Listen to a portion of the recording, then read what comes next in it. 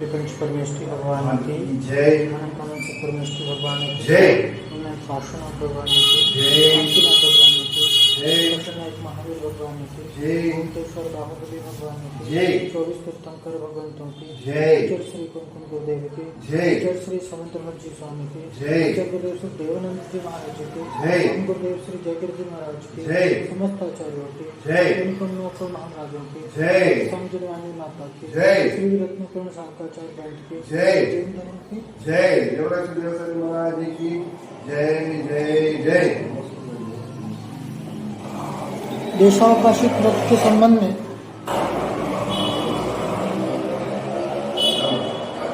देशावकाशी ग्रंथ के संबंध में चर्चा चल रही थी ना। और यहाँ पर गाथा में क्या कहा, गृहारी ग्रामाणाम क्षेत्र नदी दाव योजनानाम च देशावकाशी कश्य स्मरंती सीमानाम तपोव्रता। क्या कहा, तपोवृत्त पुरुष तप की वृद्धि को प्राप्त यानी गणधर देव। उन्होंने क्या कहा कि देशावकाशी कश्य देशावकाशी जो शिक्षा व्रत है उसमें क्या गृहारी ग्रामाणम घर गली गांव आदि की क्षेत्र नदी गांव योजना नाम मतलब खेत है, नदी है, जंगल है और योजनाओं की सीमा नाम है मर्यादा करना, यानी स्मरणती अर्थात स्मरण करना, उसका कथन करते हैं। क्या अपन क्षेत्र के दृष्टिकोण से यहाँ पर ये मर्यादा का जानकारी जानी। अब यहाँ पर अगली गाथा में क्या कह रहे हैं, किस काल अर्थात समय की मर्यादा किस प्रकार से की जाए। गाथा नंबर 94 94 नंबर उच्चारण करें। 94 संवत्सर मृतुरयनम मास चतुर्मास पक्ष वृक्षं च देशावकाशिकस्य प्राहु काला वधिं प्राज्ञाः संवत्सर मृतुरयनम मास चतुर्मास पक्ष वृक्षं च देशावकाशिकस्य प्राहु कालावधिं प्राज्ञा। क्या करें, प्राज्ञा अर्थात प्रकृष्ट ज्ञानी गंधर आदि देव। प्रकृष्ट यानी उत्कृष्ट ज्ञान के जो कार्य हैं, जिनको पूर्ण ज्ञान की प्राप्ति हो गई है, जो केवल ज्ञान से संपन्न है, ऐसे गणधर आदि देव देशावकाशिक व्रत की कालावधि यानी काल की मर्यादा को, कैसा काल की मर्यादा की कह रहे, संवत्सरम यानी 1 वर्ष। संवत्सर किसे कहते हैं, संवत कहते हैं ना, विक्रम संवत। उससे क्या बात की सूचना मिलती है, 1 वर्ष की मर्यादा। और अयनम अर्थात 6 माह का एक अयन होता है। और ऋतु अर्थात 2 महीने की एक ऋतु होती है। मास चतुर्मास पक्षम यानी 1 माह, चतुर्मास अर्थात 4 माह, पक्ष अर्थात 15 दिन का एक पक्ष, च और वृक्षम यानी 1 दिन या 1 नक्षत्र का, 1 दिन या 1 नक्षत्र। क्या, प्राहु अर्थात कहते हैं। कौन कहते हैं, प्राज्ञा। प्राज्ञा अर्थात प्र यानी उत्कृष्ट, ज्ञान अर्थात ज्ञान। प्राज्ञ से क्या सूचित होता है, जो उत्कृष्ट ज्ञान। प्राज्ञ, प्राज्ञ शब्द सुना होगा, प्रज्ञा, प्रज्ञा नहीं, तो वो प्रकृष्ट ज्ञानी है, जो साधारण की बात नहीं हो रही यहाँ उत्कृष्ट ज्ञान के धारक। ऐसे वो क्या कह रहे हैं कि भाई देशावकाश व्रत के अंदर काल की मर्यादा को ग्रहण करो, काल की मर्यादा करो। अभी क्षेत्र की मर्यादा देखी थी अपन ने, भैया इतनी दूरी तक नहीं जाएंगे, नदी आदि की तरफ नहीं जाएंगे, गांव आदि तक नहीं जाएंगे, लेकिन कब तक, ये जो मर्यादा है इसकी काल की सीमा कब तक? तो बोले कि इस प्रकार से इसकी मर्यादा करो कि भैया 1 वर्ष हो या 6 महीना हो या 1 माह हो, 4 माह हो, 15 दिन हो, इस प्रकार से, या 1 दिन भी, या 1 नक्षत्र, इस प्रकार से इसकी मर्यादा तुम कर सकते हो। तो यहाँ पर ऐसा कहा। अब यहाँ पर क्या कह रहे हैं कि देशावकाशिक व्रत का स्वरूप समझाते हुए कहा आचार्य श्री ने किस प्रकार शत की मर्यादा कम करते जाएं। पूर्वार्ध में देखा था अपन ने कि किस प्रकार अपन शत की मर्यादा को कम करते जाए। जो गुणव्रत है वह गुणव्रत कैसा था? जो गुणव्रत के अंदर दिग्व्रत, तो दिग्व्रत जो है वह आयु पर, ये जहाँ किसकी बात हो रही है? देशावकाशिक व्रत की। और जो देशावकाशिक व्रत है वो कैसा है? एक निश्चित काल, एक क्षेत्र की मर्यादा अधिक। ऐसा दिग्व्रत के अंतर्गत में क्या किया था कि विस्तृत क्षेत्र को प्रमाण किया था, लेकिन देशावकाशिक में कि भाई उसमें संकोच करना, उसमें कमी को लेकर के आना, और वो भी किसके साथ में? काल की मर्यादा के साथ में। काल की मर्यादा के साथ में क्रम से कहते हैं कि जहां पर दिग्व्रत की मर्यादा के बारे में बताया कि जिस दिन से दिग्व्रत लिया है तब से लेकर के मृत्यु पर्यंत या अनुव्रत पर्यंत उस दिग्व्रत का पालन किया जाता है। क्या कहा कि भैया दिग्व्रत की मर्यादा जो ली थी ना, वह दिग्व्रत कब? मृत्यु पर्यंत। वो मर्यादा क्या है? वो मर्यादा तो आजीवन है। हाँ, यहाँ पर और अनुव्रत पर्यंत उस दिग्व्रत का पालन किया जाता है। या कर जो भैया तुमने दिग्व्रत लिया या फिर अनुव्रत है, तो ये अनुव्रत भी क्या है? जीवन पर्यंत है, जीवन पर्यंत है। और अनुव्रत उस दिग्व्रत का पालन किया जाता है। अनुव्रत जब तक है पूरे अंतिम समय तक दिग्व्रत सहित अनुव्रत का पालन किया जाता है। अब आप सोचोगे कि 2 बात कहाँ गए? एक करे मृत्यु पर्यंत और एक करे अनुव्रति पर्यंत। करे महाव्रती बन जाने के उपरांत साधकों के व्रत का कोई औचित्य नहीं रहता। पहले अनुव्रत को ग्रहण किया, और अगर अनुव्रत को ग्रहण करके अगर महाव्रत को धारण कर लिया तो फिर वो अनुव्रत का कोई औचित्य है नहीं ना। वही अनुव्रत आपके क्या हो गए? महाव्रत में परिवर्तित हो गए। अब आपने क्या किया? उस अनुव्रत के अभ्यास पूर्वक अब आपका क्या हो गया? हाँ, महाव्रत हो गया। तब उस अनुव्रत का कोई औचित्य नहीं है। ऐसा यहाँ पर कह रहे थे। महाव्रती बन जाने के उपरांत श्रावकों के व्रत का कोई औचित्य नहीं रहता, क्योंकि अनुव्रत तो भवन में लगी एक छोटी सी खिड़की की तरह से। वो अनुव्रत किस प्रकार के थे कि भवन में एक छोटी सी खिड़की है ना, उस प्रकार थे। महाव्रत दीवारों से रहित निरभ्र आकाश में निवास करने वाले उस अखिल लोक रूपी भवन की तरफ। और महाव्रत कैसा है? अनुव्रत से आकाश के समान स्थित है। संपूर्ण का ग्रहण हो गया ना आपको, संपूर्ण का त्याग हो गया। तो वो महाव्रत के सामने अनुव्रत क्या है? कुछ भी नहीं है। आप जिस प्रकार से मंजिल की ओर चलते हो, अपने लक्ष्य की ओर अग्रसर हुए ना, तो पहला कदम था, दूसरा कदम अपने आप छूट जाता, उसका कोई ये रहता क्या? कि अनुव्रत क्या ये छोड़ने नहीं पड़ते, ये अपने आप छूट जाते। क्योंकि महाव्रतों का ऐसा प्रभाव है कि इनका वहां पर कोई स्थान नहीं है। अरे ये तो अभ्यास के लिए ग्रहण किया था। क्या होता है, कोई भी कार्य करते हैं तो सबसे पहले क्या करते हैं? तुरंत कर लेते हैं क्या? आप धंधा व्यापार आदि भी करते हो, तो क्या करता है? आज आप कहीं भी जाओ, बड़ा काम करो भैया, छोटे स्केल पर उसको करके देख लो। कोई भी बड़ा व्यापार आप कर रहे हो, बड़ी आप एकदम से कोई फैक्ट्री तो नहीं लगा लेता, कोई बड़ी इंडस्ट्री तो नहीं लगा लेता।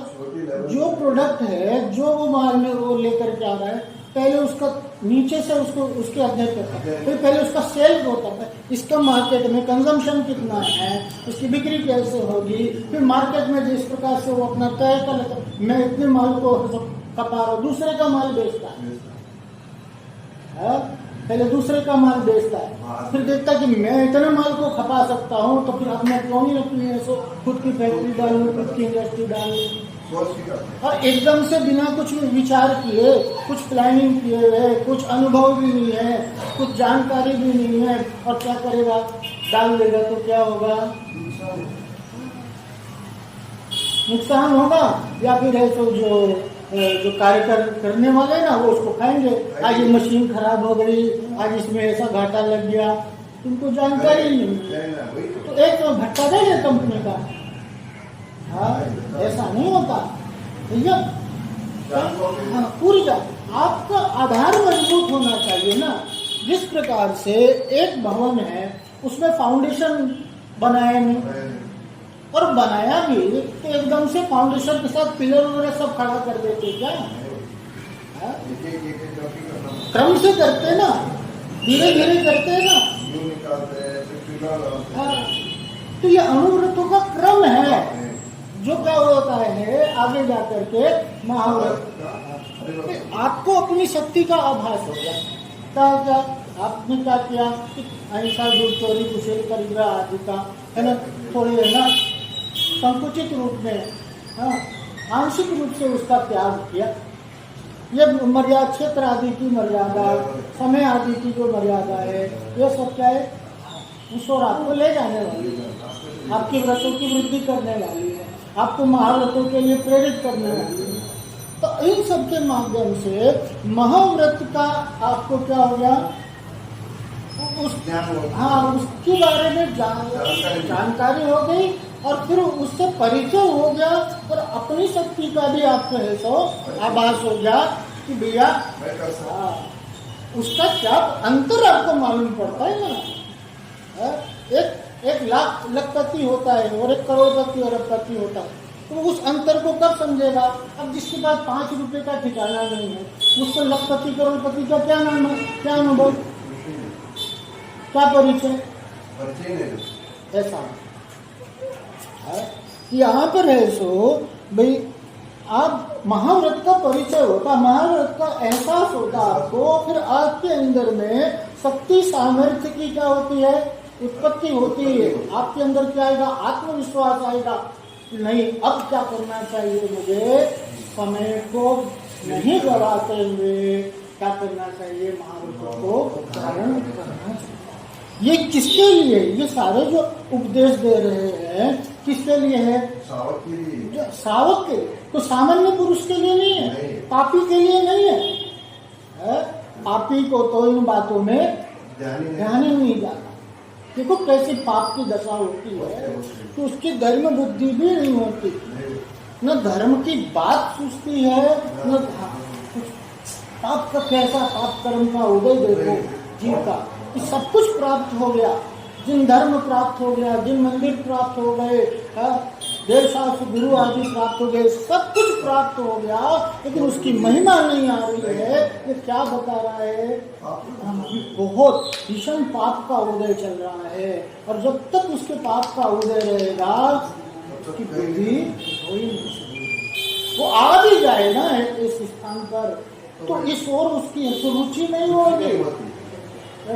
ऐसा ये चर्चा है, ये भव्य पुरुषों के लिए निकट भाव, जिनका भी अल्पकाल में कल्याण होने वाला है, ऐसे भव्य को ही ये कल्याण की बातें रुचती है, और उसे ही समय का, आज समय की कदर किसको है, आज ऐसे बहुत से लोग हैं वो क्या करते हैं, टाइम पास कर रहे हैं, क्या कहीं भी बैठे रहेंगे और क्या करेंगे, टाइम पास। अरे टाइम पास में जीवन पास हो जाएगा तुम्हारा, फिर ये सब जो कुछ भी मिला है वापस मिलने वाला है क्या?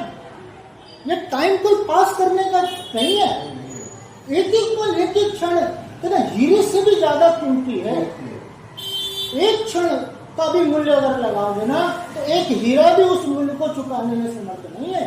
एक एक हीरा, अरबों खरबों का हीरा होगा तो भी वो हीरा है ना, उस एक पल के मूल्य को चुकाने का सामर्थ्य नहीं रखता।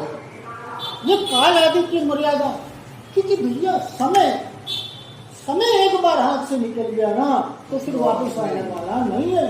इस संसार की सारी उपलब्धि जो कुछ है, धन संपत्ति आदि वैभव है, ये सब कुछ चाहे एक बार खो जाए तो तुम दोबारा प्राप्त कर सकते हो, लेकिन समय एक बार हाथ से निकल जाए ना तो तुम समय को दोबारा प्राप्त नहीं कर सकते। समय की कद्र करो। जिसने समय की कद्र की ना उसकी खुद की कद्र हुई, और जो समय को बर्बाद करता है ना समय उसे बर्बाद करता है। ऐसा यहाँ पर कह रहे हैं कि भैया काल समय की कद्र करो। हाँ, यहाँ पर समय की मर्यादा के संबंध में अपन ने जाना। अब अगली गाथा को अपन देखते हैं। गाथा नंबर 95 नंबर की गाथा क्या है कि सीमांतानां परत स्थूलेतर पंचपाप संत्यागात् देशावकाशिकेन च महावृतानि प्रसाद्यन्ते। सीमांतानां परत स्थूलेतर पंचपाप संत्यागात् देशावकाशिकेन च महाव्रतानि प्रसाद्यन्ते। क्या कहा? सीमांता नाम यानी सीमाओं के अंत भाग के परतः आगे स्थूलेतर पंच पाप संत्यागात् स्थूल और सूक्ष्म पांचों पापों का सम्यक प्रकार त्याग हो जाने से देशावकाशिकेन च देशावकाशिक व्रत के द्वारा भी महाव्रत प्रसाद्यन्ते सिद्ध किए जाते हैं। क्या कहे कि सीमांताना यानी सीमाओं के अंत भाग परतः आगे जो सीमा निश्चित की थी, जो मर्यादा निश्चित की थी, अगर उसके अंत भाग के आगे स्थूलेतर। अब क्या हुआ? जितनी मर्यादा तुमने निश्चित की, भाई योजन आदि की है, तो उस योजन आदि की नदी आदि गांव आदि, तो उसके आगे तो आप नहीं जा रहे हो, क्योंकि आपका क्या है? त्याग है। तो त्याग हो जाने से क्या हो गया? स्थूल और सूक्ष्म पांचों पापों प्रकार से त्याग हो गया। अब जो बाकी जो एरिया था जहाँ का आपका त्याग है, तो वहाँ स्थूल और सूक्ष्म पांचों प्रकार का पूर्ण रूपेण से क्या हो गया? त्याग हो गया, अभाव हो गया। तत्संबंधी आपको कोई भी दोष नहीं लग रहा, आपकी रक्षा हो रही। क्या है कि देशावकाशिक और देशावकाशिक व्रत के द्वारा भी क्या करे? महाव्रतानि प्रसाद्यन्ते। और जो देशावकाशिक व्रत है उसके द्वारा भी क्या कहा? महाव्रत के समान वो महाव्रत सिद्ध किए जाते हैं। देशावकाशिक व्रत के द्वारा क्या करते हैं? महाव्रतों की सिद्धि होती है, महाव्रतों की पूर्णता होती है, महाव्रत के जो फल है ना उसकी प्राप्ति होती है। यहाँ पर ये कह रहे क्या कहे कि देशावकाशिक व्रत में जो क्षेत्र काल की अपेक्षाएं सीमाएं निर्धारित की गई थी, उनके आगे हिंसा आदि पांच पापों का स्थूल तथा सूक्ष्म दोनों प्रकार से परित्याग हो गया। क्या ये बात है? इसलिए दिग्व्रत के समान देशावकाशिक व्रत के द्वारा भी महाव्रतों की साधना, जिस प्रकार से दिग्व्रत के में क्या की थी, इसलिए दिग्व्रत को धारण किया था महाव्रत के, उसी प्रकार से देशावकाशिक व्रत भी क्या है? महाव्रतों के लिए है। ऐसा क्या करे? क्षेत्र मर्यादा में जो ग्रह है, छावनी है आदि की मर्यादा ली थी, तथा काल मर्यादा में जो संवत्सर आदि की मर्यादा निश्चित की थी। क्षेत्र में और काल में 1 वर्ष, 2 माह, 4 माह, 1 दिन, 15 दिन, पक्ष आदि की जो मर्यादा निश्चित की थी, उन मर्यादाओं के आगे गमन न होने से उन मर्यादाओं का क्या हो गया? उसका प्रमाण हो जाने से, उसकी निश्चितता हो जाने से क्या करे? जो सूक्ष्म और स्थूल है, जो बड़े पाप है या छोटे मोटे पाप है, जो करे कि उनका क्या हो जाता है? परित्याग हो जाता है। कह रहे कि इसलिए अनुव्रतधारियों के भी क्या करे, महाव्रत जैसी अवस्था हो जाती है। क्योंकि क्या है, वर्तमान में अनुव्रत है, लेकिन वैसा वहां का त्याग हो जाने के कारण ना क्या हो गया, हाँ महापद नहीं मिल गया, अवस्था वैसी हो, वो अवस्था कैसे हो गई, महाव्रत के समान हो गए, ऐसा यहाँ पर कह रहे कि वो कैसा हो गया, महाव्रत के जैसा ही हो गया। तो आप कहेंगे ऐसी बात है कि व्यक्ति सीधे महाव्रत को क्यों न ले ले। भैया क्या कह रहे कि जब ऐसी बात है, महाव्रत जैसी स्थिति हो गई है, तो कह रहे कि ऐसा महाव्रत को ही क्यों ना ग्रहण कर ले भैया। तो बात कह रहे कि आपने ठीक कही, सीधे महाव्रत ही ले लेना चाहिए। लेकिन हम आपसे पूछते हैं कि राजा महाराजा किसे महल बनाते थे, वो पहले नींव क्यों खोदते थे, सीधे किले क्यों नहीं बना देते थे? उनके पास किस बात की कमी थी? आदमी की कमी थी कि धन संपत्ति आदि की कमी थी, या किस बात, एक आदेश देते और काम हो जाता। लेकिन तो एक साथ कभी कोई कार्य प्रारंभ नहीं किया जा सकता। फिर यहाँ पर करके ये बात यहाँ पर आवश्यक है कि क्या कह रहे कि दिग्व्रत का पालन किया, क्यों किया था, पुनः देशव्रतों का पालन किया। तो देशव्रतों का पालन करने वाला वह श्रावक और श्राविका उस क्षेत्र के बाहर महाव्रती के समान है। कैसा है, महाव्रती के ही तुल्य है। किंतु एक बात ध्यान रखना, महाव्रत सरीखा कहा है, उसको महाव्रती नहीं कहा। क्या कहा कि अनुव्रत को धारण कर लिया ना, तो महाव्रती के समान है, उसे महाव्रती नहीं मान लेना। क्यों? क्योंकि आप ये नहीं सोच लो कि वह महाव्रती हो गया, अभी तो क्या है, अनुव्रती ही है। अभी क्या उसका पूर्ण रूप में त्याग नहीं है, तो कैसे उसे महाव्रती कह दे? हाँ, उस क्षेत्र के लिए वो महाव्रती के समान हो गया है।